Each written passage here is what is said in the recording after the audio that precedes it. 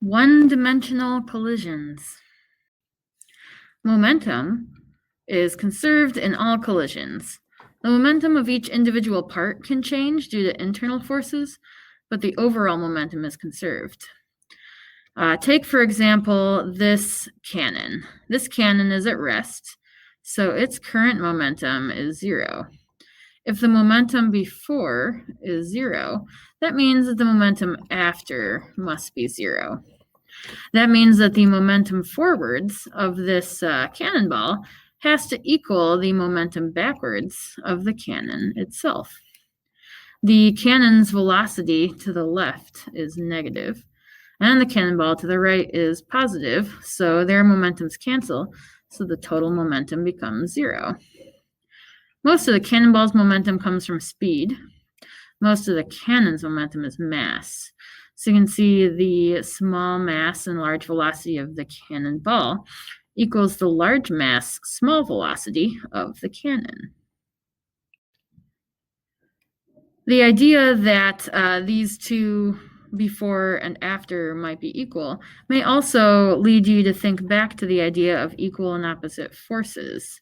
Like if you have an object at rest, a force that's pushing this forwards has to produce an equal and opposite force pushing this backwards. Let's explore that idea on the next slide. Consider two objects speeding towards each other. When they collide, they're going to have equal and opposite forces. They're also going to have equal times of impact since they're colliding with each other. So therefore, they'll have equal impulses since they have the same force and the same time. That means they'll also have equal changes in momentum, since impulse equals a change in momentum. Therefore, we can conclude that momentum is conserved, and that the total momentum before has to equal the total momentum after.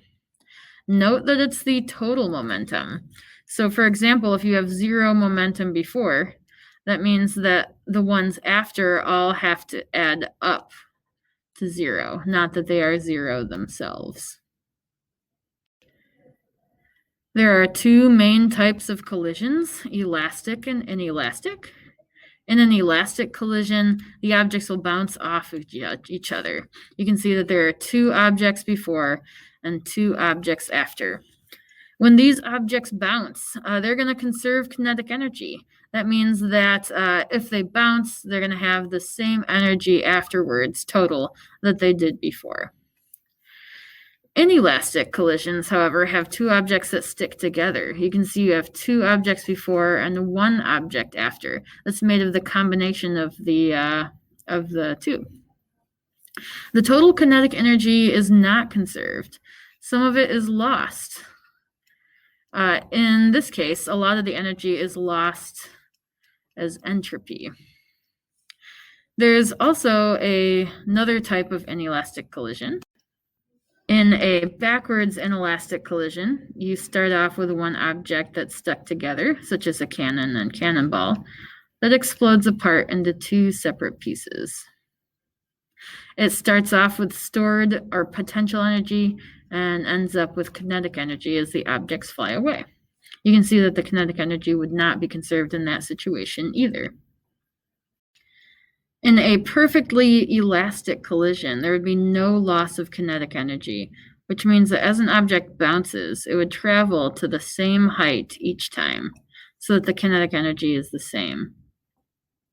And in a perfectly inelastic collision, the object would fall, land, and splat, and then just stay there on the ground with no rebound. Neither of these are exactly lifelike. In real life, an elastic collision might look something more like this. And in real life, an inelastic collision might look something more like this. There's always going to be some amount of energy lost. You just have to choose which one it looks more like. But in our calculations, we're going to pretend that things are either perfectly elastic or perfectly inelastic, just for the ease of calculating. Let's do our first example. We have I like to draw pictures to help me. So we have a 1,000 kilogram car moving to the right at a speed of 20 that combines with or collides with a 3,000 kilogram truck at rest. Afterwards, they are going to bounce. The truck is going to bounce forwards at 10, and we are looking for the velocity afterwards of the car. Here's the equation we're going to use. It looks long and confusing, but we're actually going to do, this is the momentum of the car before, and the momentum of the truck before. And this is the momentum of the car and the momentum of the truck after. So what we're essentially saying is that the total momentum, car plus truck before, has to equal the total momentum, car plus truck after, which is what we've been saying all along. So let's do our calculation. We end up with 20,000 plus 0 equals 1,000 v plus 30,000. So our total velocity would be negative 10.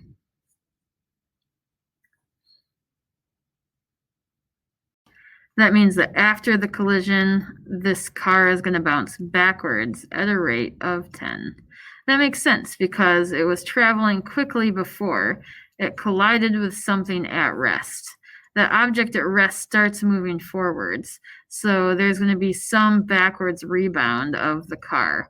And the fact that it's backwards is why its velocity is negative. Let's try our next example.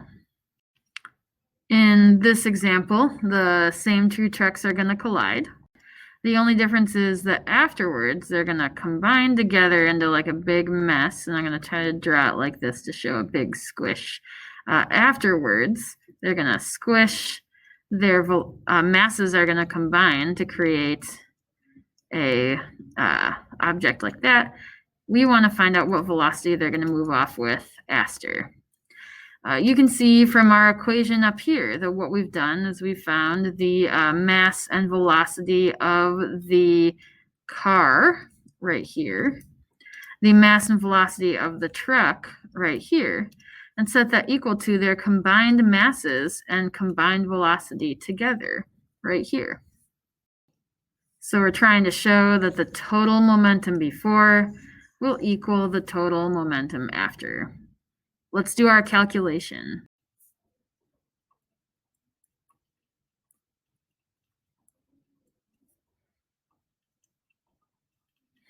I got a velocity of 5.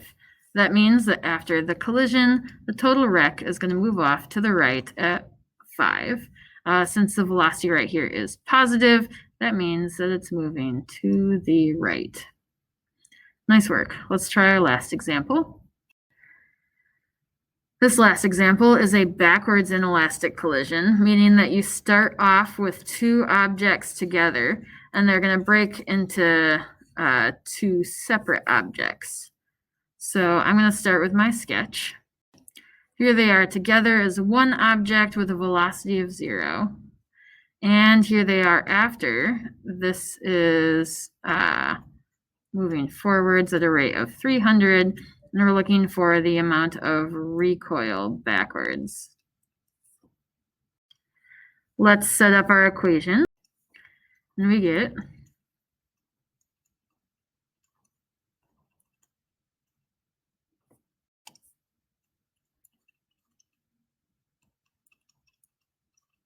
negative 7.5. That means that this object's recoil backwards is going to be at 7.5. And we know it's backwards because that 7 is negative. Nice work, guys.